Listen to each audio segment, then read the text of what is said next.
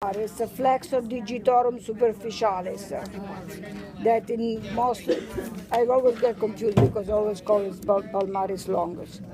Then you have flexor carpi radialis. So over here you have flexor carpi radialis. So this is the digitorum. This is flexor carpi radialis, and then you have the pronator teres.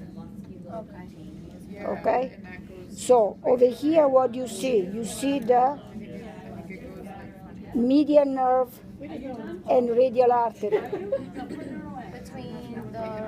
between the pronator teres and the flexor carpi radialis.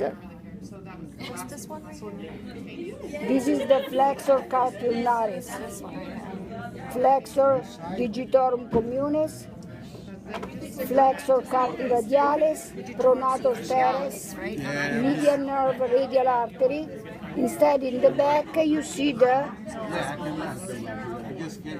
the median nerve in there? yeah. Over here, you see the ulnar nerve and ulnar artery. Okay. Okay? And then in the inside you see the radial artery. Radial artery, but the median nerve. Because remember, the radial artery is here. Okay. The radial artery goes to innervate the skin of the posterior surface of the hand. So the radial artery is easier to see Yeah, it's over here. than the flexor.